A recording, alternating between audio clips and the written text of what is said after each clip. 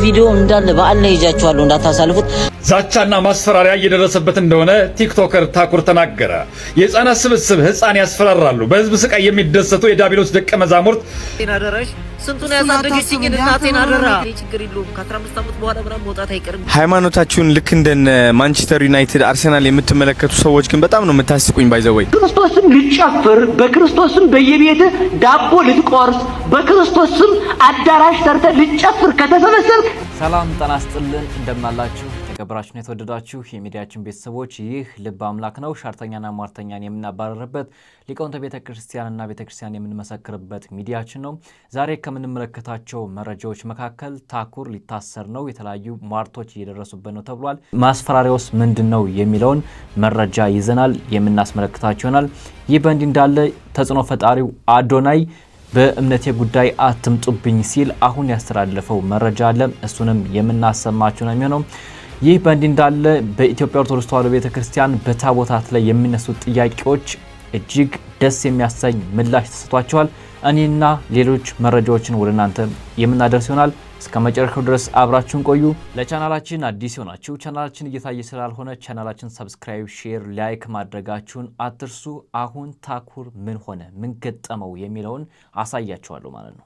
አሰላሙ አለይኩም ወራህመቱላሂ ወበረካቱ። ይሄንን ቪዲዮ እንዳለ በአላህ ይጃቻሉ እንዳታሳልፉት። 50 ጊዜ ኮፒ ሊንክ እያደረጋችሁ ቫይራል እንዲወጣና ለብዙ ሰው እንዲደርስ አድርጉልን። ለአላህ ብላችሁ ይሄንን ቪዲዮ ኮፒ ሊንክ ሪፖስት አድርጋችሁ ለሚመለከተው አካል አድርሱልን። ቪዲዮውን እንደምትመለከቱት ትንሽ አሳያችኋለሁ። እንዴት ነው ወንድማችን? ምንድነው እናቴን አደራሽ ስንቱን ያሳደገችኝ እናቴን አደራ አንድ ነገር ክፉ እንዳይነጋር። ምን ሆነ ነው ገይ እኔ ችግር የለውም ከ15 ዓመት በኋላ ምናምን መውጣት አይቀርም። ተጓደኝነት አረ ምን ላይ ነው ምንድነው ባልጃራን ሽሮ የዘገብኩት ማማ በልጥ ደግሞ ያለው አንተ በክት ምንድነው ሽሮና ነፍስ ነው የሚገናኘው? ምን ባክሽ የነ ማማ በልጥ እኮ ነው የነሱ ሽሮ ደግሞ ቅመም አለው። አንድ ዘግኜ በበላሁት እኮ ነው እንደዚህ ያሳስረውኝ እኮ 24 ሰዓት ሊሞላኝ ነው። ታኩር አሁን በአግማስ በሚባለው በጎ አድራጎት ድርጅት ላይ በተነሳው ጥያቄ ከፍተኛ ተጽዕኖ እየደረሰበት ነው። ስራ ቦታ እንኳን መግባት አልቻልኩም፣ የኢትዮጵያ ሕዝብ ሊደርስልኝ ይገባል እያለ ነው የሚገኘው። አሁን እንግዲህ በአሁን እየደረሰን ባለ መረጃ ግለሰቦች ሳይሆን እያተኮሩት ያሉ በተለያየ መልክ ተደራጅተው ታኩርን ለማጥቃት የሚደረግ ዘመቻ ነው። ታዲያ ይህ ብቻ አይደለም። በትግራይ ክልልም በህጻጽ ላይ ሄደው በነበሩ ቲክቶከሮችም ከፍተኛ የሆነ እደና እየተደረገባቸው እንደሆነ ነው መረጃው የሚያመላክተው። ማን ነው የሚያድነው? ማን ነው የሚያሳድዳቸው? ማንነውስ እነሱን የሚከታተለው የሚለውን ግን እስካሁን ድረስ እንግዲህ የወጣ መረጃ የለም። እናንተ እንደምታውቁት ነው። ታዲያ ታኩር አሁን ምን ማድረግ አለብኝ? የኢትዮጵያ ህዝብ ጥበቃ ሊያደርግልኝ ይገባል። እኔ የሰራሁት ያለሁት ለታመሙ ሰዎች፣ ለተቸገሩ ሰዎች፣ ለተራቡ ሰዎች እንድረስ ብዬ ደረስኩኝ እንጂ ሌላ ፖለቲካ ወይም ሌላ ነገር የነካሁት ነገር የለም። ስለዚህ የኢትዮጵያ ህዝብ ከዚህ ፈተና አውጡኝ፣ ለእናቴ ልኑርላት እያለ ነው የሚገኘው። ኢትዮጵያውያንም በዚህ መረጃ ላይ እንግዲህ ይህንን መረጃ እንዳያችሁት ይህንን ወንድማችን ከዚህ አይነት ስቃይ ልናድነውና ልንታገልለት ይገባል እላለሁ። ታዲያ ይህ ብቻ አይደለም። መረጃን ከማስረጃ አጣቅሰን ይዘንላችኋል። ይሄው ስለሱ የተነገረው ላሰማችሁ። ዛቻና ማስፈራሪያ እየደረሰበት እንደሆነ ቲክቶከር ታኩር ተናገረ። የህፃናት ስብስብ ህፃን ያስፈራራሉ። በህዝብ ስቃይ የሚደሰቱ የዳቢሎስ ደቀ መዛሙርት ብዙን ስራ መስራት እንዳይችል ዛቻና ማስፈራሪያ እያደረሱበት እንደሆነ ተናግረዋል። በደብረ ብርሃን ተፈናቃዮች የገቢ ማሰባሰቢያ መርሃ ግብር በተለያዩ የሶሻል ሚዲያ አማራጮች የገቢ ማሰባሰቢያና የለግሱ ጥሪ ሲያስተላልፍ እንደነበረ የሚታወስ ነው። እናም ታኩር በመልእክቱ ምንም በማላውቁ ለተቸገሩ ወገኖች እንድደርስ በሚል ከሰዎች ጋር በጋራ በመሆን ተፈናቃዮች ያሉበት ቦታ ድረስ በመሄድ የሰብአዊ ድጋፍ ለማድረግ በሞከርኩ ይህ በጎ ተግባሪ ወደ ፖለቲካ ተወስዶ ስራ ቦታ ድረስ በመምጣት ማስፈራራትና ዛቻ እያደረሱብኝ ነውና ህዝብ ይወቅልኝ ሲል ገልጿል። ዛቻው ከሩቅ አይተነው ጋር ግንኙነት አለህ ባይኖርህ ይህን ያህል ብር ስጦታ አይሰጥም ነበር በሚል ነው። ሁኔታው በዚህ ከቀጠለ ለህይወቴም ስለሚያሰጋኝ ስራ ቦታ ለቅቄ ወደ ትውልድ ቦታዬ ወደ ደሴ ለመሄድ እያሰብኩ ነው በማለት የሚያሳዝን መልእክቱን አስተላልፈዋል። ጤነኛ ሀገር ላይ ብንኖር ዛቻውና ማስፈራሪያው ለአግማስ ኢትዮጵያ መሆን ነበረበት። ግና ህፃን ከህፃን ጋር ነውና ወደ ኩያቸው መምጣታቸው አይደንቅም። ይህንን መልእክቱን ሼር በማድረግ ለህዝብ እናሰማለን። እንግዲህ እንደሰማችሁት ነው የወንድማችን ታኩር ለተቸገሩ ሰዎች በደረሰ ባለጸጋው ወርቁ አይተነው ጋራ ግንኙነት አለ ተብሎ የተለያዩ ሴራዎች እየተሰራበት ነው የሚገኘው። እኔ ግን የሆነ ጥያቄ አለኝ። ወርቁ አይተነው የመቼው ፖለቲከኛ ነው የሚል ጥያቄ አለኝ። ማለት ወርቁ አይተነው የትኛውን ፖለቲካ ሰንጥቆት ነው እንደዚህ አይነት ነገር እየተሰራ ያለው? ማለት የሰው ልጅ ስለተቸገረ ለተቸገረ እንድረስ ለተራበ እንድረስ አለ እንጂ ወርቁ አይተነውን በፖለቲካ የሚያነሳው ሰው አለ ብዬ አላስብም። ነገር ግን አብዛኞች ወርቁ አይተነውን የምናውቀው በባህል ሀብቱ ነው፣ ሲሰጥ ነው የምናውቀው፣ በስራ ነው የምናውቀው። እኔ እስከማውቀው ድረስ እንደዛ ነው። ስለዚህ ወንድማችን ከዚህ አይነት ፈተና እናውጣው። ይህንንም እንግዲህ መንግስት የሆነ ነገር ሊል ይገባል እላለሁ። ይህ በእንዲህ እንዳለ ግን አዶናይ ደግሞ አሁን የኢትዮጵያ ኦርቶዶክስ ተዋሕዶ ቤተክርስቲያን አማኝ ነው። ከሰሞኑ በሐዋሳ ቅዱስ ገብርኤል በተገኘበት የተለያዩ ስጦታዎችን ይዞ ከጃኒ ጋር ተገኝቷል። ነገር ግን እምነትህ ምንድን ነው? ለምንስ አንዴ ጴንጤ ሁን አንዴ ሙስሊም ሁን ትሉኛላችሁ? የሚል ሮሮውን እያሰማ ይገኛል። ለምን አተውትም የሚል ምላሽ ሰጣለሁ።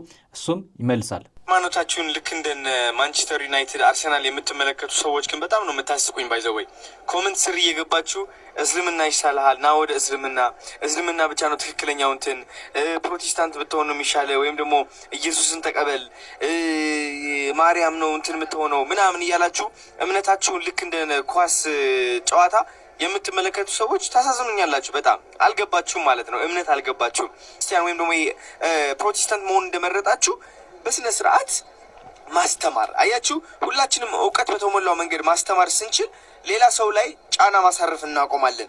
ጫና ማሳረፍ ነው በቃ የተሳሳተው የኔ ሃይማኖት ነው፣ ልክ ያንተ ሃይማኖት የተሳሳተ ነው፣ የኔ ነው እንደዚህ። በዚህ ልክ ነው አዶናይ እየተናገረው። ማንም የፈለገውን ማመን ይችላል። ማንም እንደፈለገ መሆን ይችላል። ማንም የኢየሱስ ክርስቶስን እምነት የመሰረተ የለም። መስራቹ እስካሁን ድረስ እሱ ነው። እኛም የምናውቀው ይህንን ነው። እናንተ ሙስሊም ብትሆኑ እናንተ ጴንጤ ብትሆኑ ከየት እንዳመጣችሁት እኛ የምናውቀው ነገር የለም።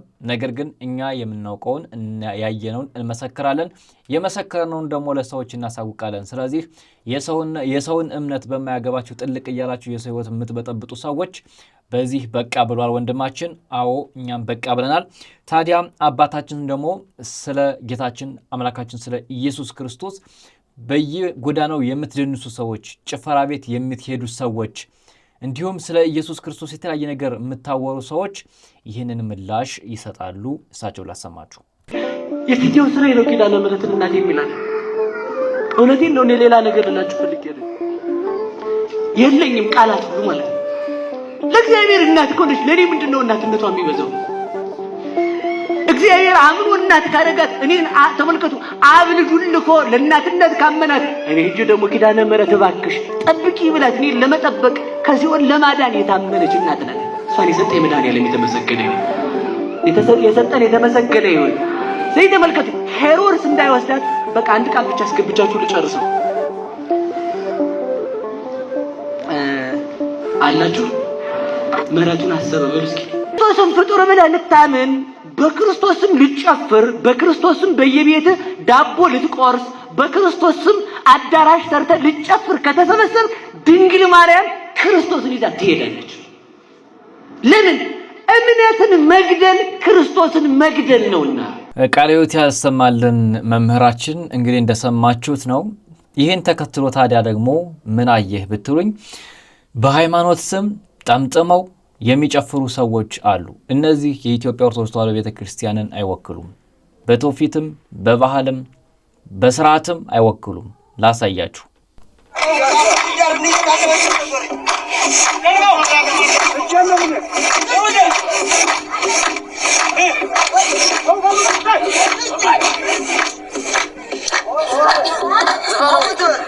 ይሄ ሁለት ነገሮች እንመለከታለን።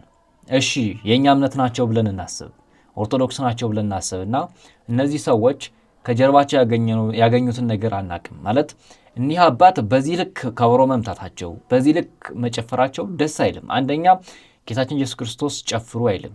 ሲቀጥል ከበሮን የምንጠቀምበት ራሱ ከበሮው ኢየሱስ ክርስቶስን ነው። በግራና በቀኝ የሚደበደበው ከበሮ የራሱ የሆነ ትርጉም አለው። ሲቀጥል ደግሞ ልብሱም የለበሰው ለምንድን ነው? ጥምጣሙን የጠመጠመው ለምንድን ነው ብላችሁ ስጠይቁ እንደ አንድ እምነት ተከታይ አጠያቂ ይሆናል። ከአንድ እምነት አባትም ቀሳውስት ወይም ቄስ ብለን ከምንጠራ አባት ይህ አይጠበቅም። ነገር ግን ከጀርባቸው ደግሞ የሆነ ነገር ይኖራል ብዬ አስባለሁ። ይህንን በዚህ እናልፈዋለን። ይህ የእኛን እምነት አይወክልም።